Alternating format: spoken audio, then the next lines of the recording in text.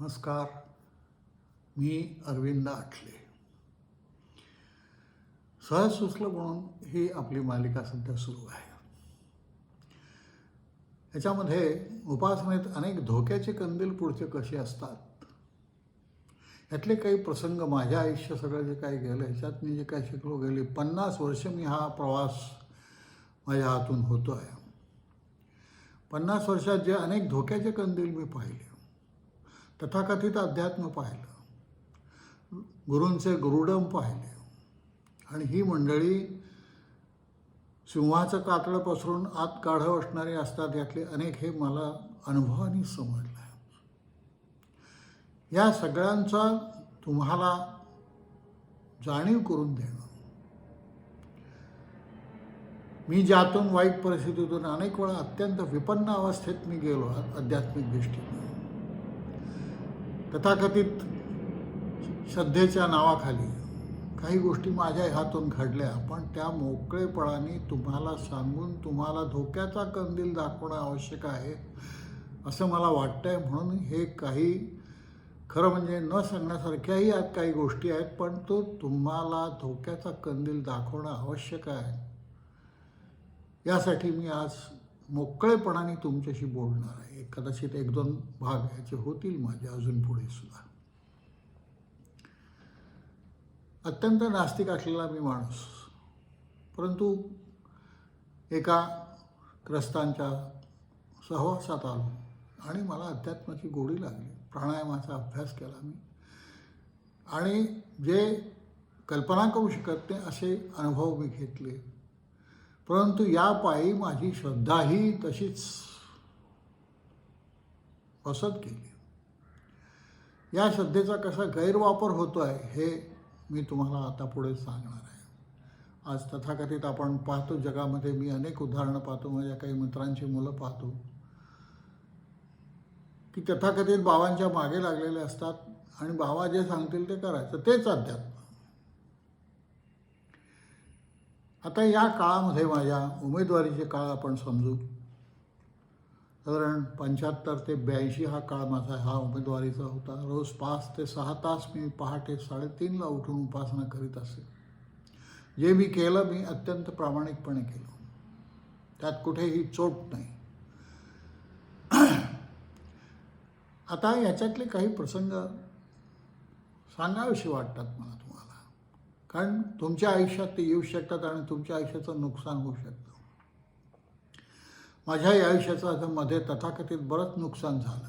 मी तथाकथित म्हणतो कारण ते नुकसान हे माझे भोग होते, आणि ते भोगल्यामुळेच आज मी या स्थितीत पुन्हा आलो आहे. वेगवेगळ्या शास्त्रांचं आकर्षण माणसाला असतं, विशेषतः गूढशास्त्रांचं आकर्षण माणसाला असतं. ते या गूढशास्त्राचाही अभ्यास करावा. माझे जे काही मार्गदर्शक होते त्यांनी त्यात मला मार्गदर्शनही केलं. ते स्वतः यक्षिणी अप्सरा या साधना करीत असत पूर्वी त्यांच्या काळामध्ये. त्याचं एक अत्यंत गूढ असं आकर्षण मला त्यामुळे उत्पन्न झालं. त्यामुळे भूतप्रेत पिशाच्य याही साधना कराव्यात, त्या करून पाहाव्यात, सगळ्या अंगांना स्पर्श व्हावा, या दृष्टीने मी त्याही काही उपासना केल्या. तुम्हाला खोटं वाटेल, परंतु यातल्या काही उपासना ह्या विष्ठा खाऊन करायच्या असतात. मी तेही केलं, आणि त्यातले काही अनुभव घेतल्यानंतर मी असा चरकलो, मी कुठे चाललो आहे, मी खरंच अध्यात्म करतो का, अध्यात्माचा अर्थ काय हा आहे का. आणि मग माझं थोडंसं तंत्र बिघडलं, काही मतभेद व्हायला लागले. आणि मतभेद झाल्यानंतर ज्यांना गुरुस्थानी मानलं त्यांनी अशा काही मला लाथा मारल्या की मी पुढे येऊच नाही. हे मी माझ्या अनुभवातलं सत्य सांगतोय तुम्हाला. परमेश्वराला शपथ, माझ्या गुरूंची शपथ घेऊन हे सांगतोय. मला वाईटही वाटते या काळामध्ये. मी पाहिलं की अनेक विद्वान त्या काळात होते, त्या लोकांच्या घरी जाऊन वाद घालणे, त्यांची मतं कशी हीन आहेत हे पटवून सांगणे, अशा प्रकारचे काही उद्योग केले त्यावेळी. त्यानंतर खरोखर मी त्या लोकांच्या घरी जाऊन प्रामाणिकपणे त्यांची माफी मागितली की मी कुठेतरी बहकाव्यात आलो आणि मी तुमच्याशी बोललो, तर आपण मला माफ करावं. त्यांनी माफ केलं का नाही मला माहिती नाही, परंतु ते झालं. त्या काळात इमर्जन्सी होती. विश्व हिंदू परिषदेच्या एका सद्ग्रहस्थांची संन्यासांची काही बैठकी चालू होत्या, कारण ते त्यावेळी धार्मिक ह्याला विरोध नव्हता. त्यामुळे या प्रकारे लोक काही कार्य करत असत. तर अशावेळी त्यांच्या सभेचा कसा रसभंग करायचा हे टेक्निक शिकवलं गेलं. असे 5-7 मंडळी जायचे, वेगवेगळ्या स्थानी पाहायचं, बसायचं आणि असे काही प्रश्न विचारायचे की त्या समोरच्या माणसाची बंबेरी उडली पाहिजे आणि त्याचा पप्पा व्हायला पाहिजे. दुर्दैवाने माझ्या हातून हेही झालं. आज श्याम मानव काही वेगळं काही करत नाही आहेत. श्याम मानव हे सुद्धा असं एक भटकलेलं व्यक्तिमत्व आहे असं मला वाटतं, की एक असा दृष्टिकोन ठरलेला आहे. हे म्हणजे बरोबर, दुसरं काय. सगळं जगातले सगळे लोक मूर्ख आणि चूक आहेत. मी म्हणतोय तेच बरोबर आहे. माझे जी काही मतं आहेत तीच खरी आहेत, इतरांची सगळी मतं चुकीची आहेत. मी श्याम मानवांची एक सभा पाहिली आहे. त्यांनी कशी उधळली ती. एका अत्यंत सज्जन ग्रहस्थाची कुंडलिनीवर त्यांनी पुस्तक लिहिलेलं होतं. त्यांची सभा कशी त्यांनी उधळली हे मी माझ्या डोळ्यांनी पाहिलं आहे. तर हे धोक्याचे कंदील आहेत हे तुम्ही विसरू नका. अंधश्रद्धेपायी शेवटी त्या तथाकथित गुरूंच्या शब्दावरच तुम्ही जाता आणि ते अंधश्रद्धा तुमच्यात उत्पन्न होते आणि तेच अध्यात्म हे तुमची कल्पना होते. आज अनेक तरुण मुलं अशी वापरली जात आहेत, मला माहिती आहे, की त्यांच्याकडून काम करून घेतलं आहे. संस्थेचं काम हे असं असं आहे, हे करा ते करा, जे सांगितलं ते काम गुरुची आज्ञा आहे. परंतु गुरुचं गाभा काय आहे हे समजत नाही आपल्याला. तो खराच गुरु आहे का भोंदू गुरु आहे का केवळ गुरुडम करणारा गुरु आहे हे कुठे तुम्हाला माहिती असतं. आणि अशावेळी तुमच्या हातून जी काही कृत्य होतात ती अध्यात्माला धरून नसतात.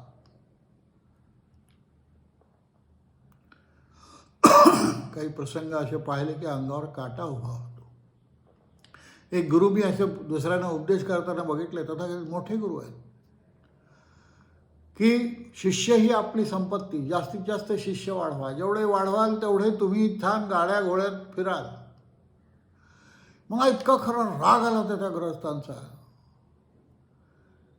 परंतु वैयक्तिक माणूस कोणाचं काही वाकडं नाही करू शकत. पण हे आहे समाजात, दुर्दैवाने आज आहे, ते तुम्ही नाकारू शकत नाही. अनेक मला माणसं माहिती आहे दक्षिण साधना किंवा अशा केलेल्या असतात, त्यांना कुठेतरी तो त्यांचा येऊन सांगतो की असा असा हा माणूस हा प्रश्न विचारणार आहे, त्याचं उत्तर हे आहे, आणि हे सांगतात. आपल्याला वाटते की अरे बापरे, हे केवढे विद्वान. परंतु ह्याच्या मागे शास्त्र काय असतं हे जर माहिती झालं तर तुम्हाला ते मग समजेल की हे काय आहे. तर अशा प्रकारे मी ह्या शास्त्राच्या वेगवेगळ्या अँगलमधून जवळ गेलो आहे.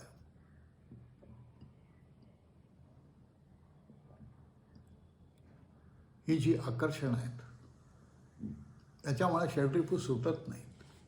अध्यात्माचा मूळ पाया मी कोण याचा शोध घेणं हे होत नाही. आणि अशी जेव्हा मला त्या सगळ्या जवळून पाहिल्यानंतर जेव्हा निराशा आली, तेव्हा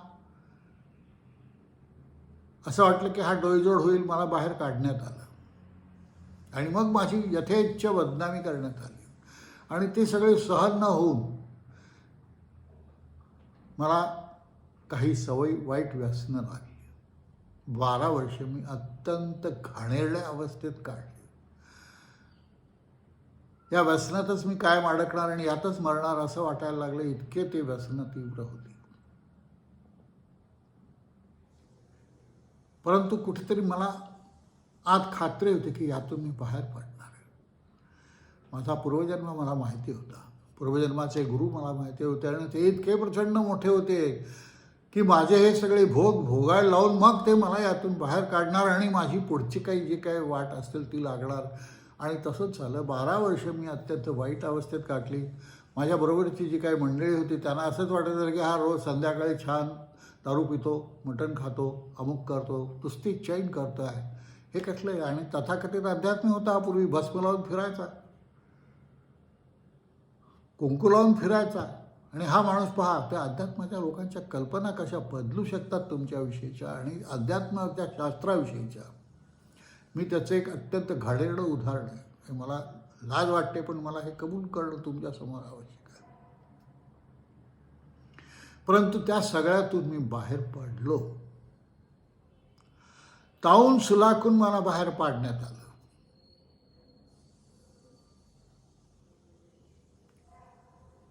त्यानंतर माझ्यावर मोठमारी किंवा असे प्रयोग झाले की यांनी इकडून इकडं हालूच नाही. ही काय मंडळी काय करू शकतात आणि काय नाही याचा तुम्हाला अंदाज नाही. मी ते जवळून बघितलेलं आहे. आणि त्यामुळे एक मोठा भाऊ म्हणून तुम्हाला हे सगळं समोर तुमच्यासमोर सांगणं याची मला काळाची गरज वाटते. आज हे चाललं आहे समाजामध्ये. आपण किती अंधभक्त असतो हे आपल्याला समजत नाही. आपण आध्यात्मिक हीच कल्पना आपली होती. परंतु श्रद्धा ही नेहमी अंधच असते असंही म्हटलं जातं याच्यामध्ये.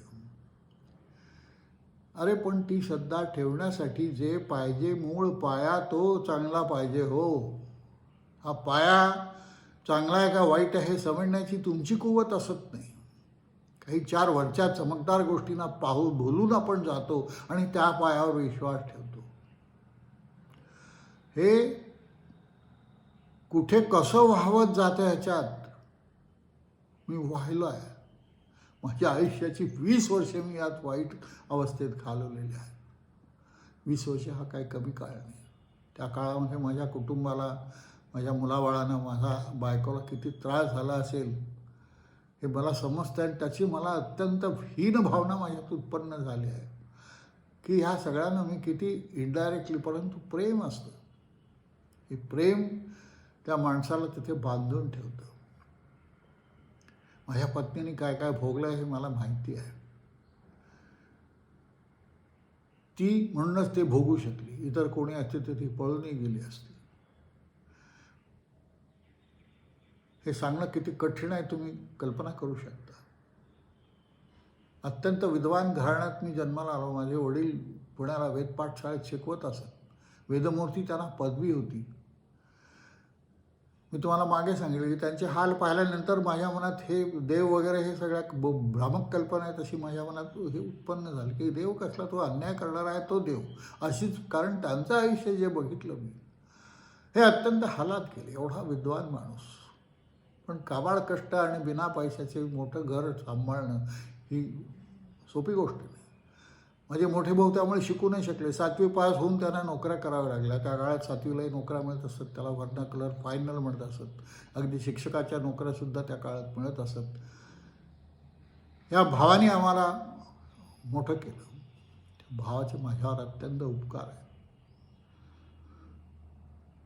आज खरंच मला हे तुमच्यासमोर सगळं सांगणं किती कठीण आहे तुम्ही कल्पना करू शकता.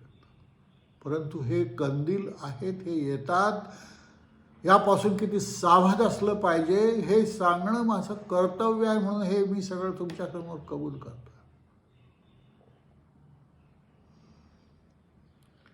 अध्यात्म म्हणजे शुद्ध ह्या कल्पना माझ्या डोक्यात पूर्वी होत्या. म्हणून या सगळ्यातून मी सुटू शकलो.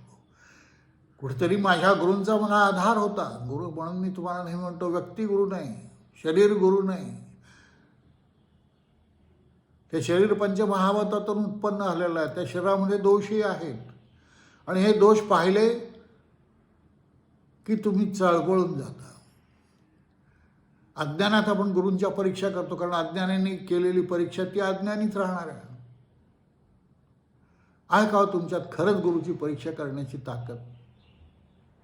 ही आपल्यात नसते. 4 लोक काय म्हणतात ह्याच्यावर आपण आपलं मत ठरवत असतो. 4 लोक ह्यांना गुरु करतात तर मी त्याच्या मागे धावत चाललो. ही अरे गुरु काय गंमत आहे का हो? जो तुमचा अंधकार घालवणारा अज्ञानाचा अंधकार तो असतो गुरु. त्याला अंधकार घालवायची ती ज्योती स्वतः किती थकथकीत आणि किती प्रभावी असली पाहिजे.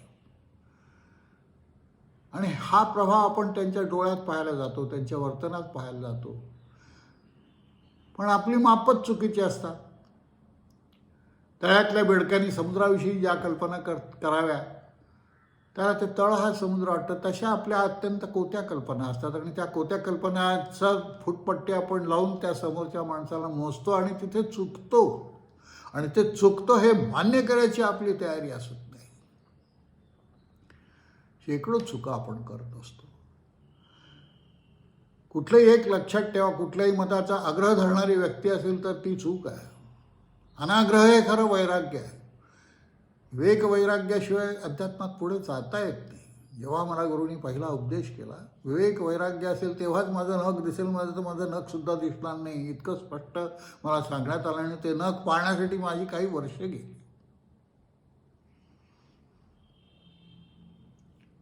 हे जे स्वतःचे बोल आहेत हे तुमच्यासमोर मांडणं एक माझं कर्तव्य मला वाटतं. अत्यंत शुद्ध चारित्र्याचा माणूस पाहिजे आणि बाकी काहीही नाही केलं तरी चालेल. त्याचं चारित्र्य अत्यंत आवश्यक आहे. कुठलाही पैशाचा मोह त्याला असू नये. मी तुमच्यासमोर अनेक संतांची अशी चरित्र ठेवलेली आहेत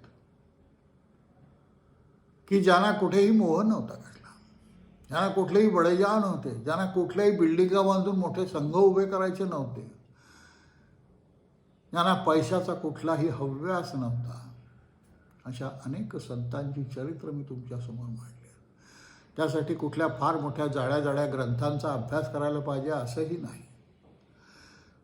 तुम्ही गीतेचा अभ्यास केला, महाभारताचा अभ्यास केला, रामायणाचा अभ्यास केला, अजून काय कुठल्याचा केला, अध्यात्मरामायणाचा केला म्हणजे तुम्ही मोठे झाले असं नाही आहे. उलट तुम्हाला त्यात अहंकार येऊ शकतो की मी ह्या गोष्टींचा अभ्यास केला.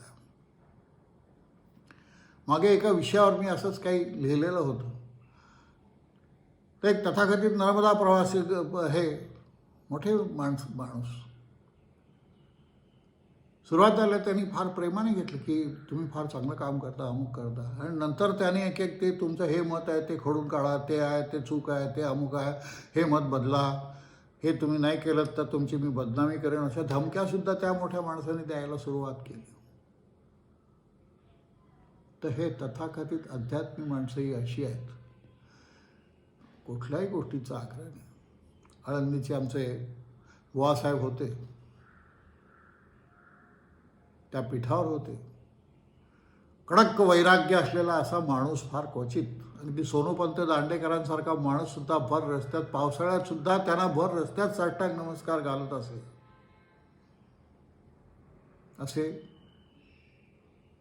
असेही माणसं मी बघितली आहेत. चांगली माणसं नाही आहेत असं नाही आहेत.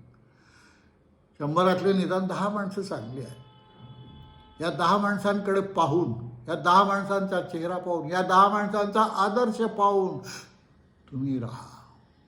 कुठे जंजाळात, खोट्या जाळ्यात फसू नका.